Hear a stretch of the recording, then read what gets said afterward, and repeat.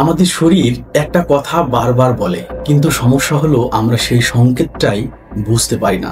আপনি কি জানেন, ভিটামিনের ঘাটতি হলে আপনার শরীর কিন্তু চিৎকার করে বলবে না যে আমার এই ভিটামিনের ঘাটতি, খুব নীরবে সতর্ক সংকেত দেয়।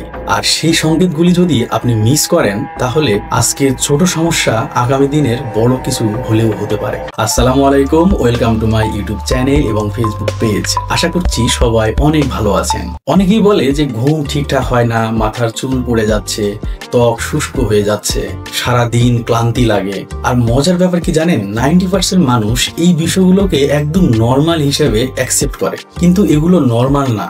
এগুলো আপনার বডির SOS সিগন্যাল বলতে পারেন, বা ভিটামিন ডেফিসিয়েন্সি ওয়ার্নিং। এখন প্রশ্ন, কোন ভিটামিনের ঘাটতি কিভাবে বুঝবেন? আজকের ভিডিওটা একটু লং হতে পারে, তাই ধৈর্য সহকারে একটু দেখুন। ভিটামিনের ঘাটতি ব্লাড টেস্ট ছাড়া আপনি আন্দাজ করতে পারবেন না, এই বিষয়টা কিন্তু ভুল।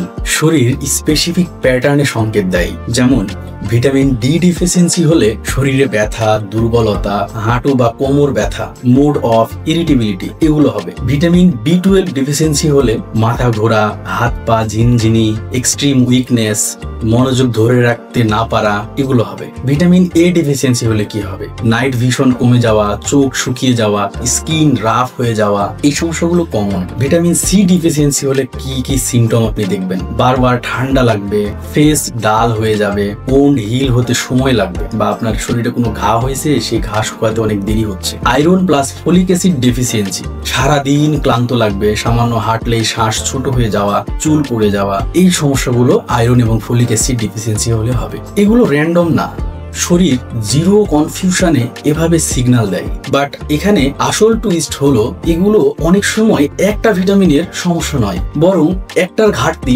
অন্যটাকে কমিয়ে দেয়। ভিটামিন ডেফিসিয়েন্সি গুলো চেক করার সঠিক উপায় আমি আপনাদের বলে দিচ্ছি। লক্ষণগুলো বুঝুন, ফুড হ্যাবিট কারেক্ট করুন, প্রয়োজনে সিম্পল ল্যাব টেস্ট করান। Step 1, daily food fixed.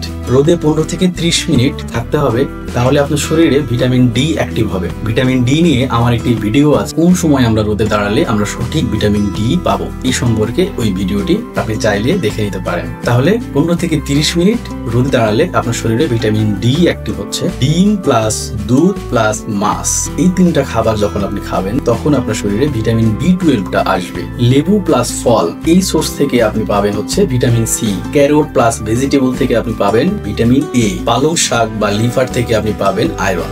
Step 2, plate formula, easy এবং পাওয়ারফুল। আপনি চাইলে আপনার প্লেট এমন রাখুন, half vegetable plus quarter protein plus quarter carbs. এই প্লেট ফর্মুলা ডেফিসিয়েন্সি 50 to 60% কমিয়ে দেয়। স্টেপ 3, নেসেসারি হলে ব্লাড টেস্ট করা।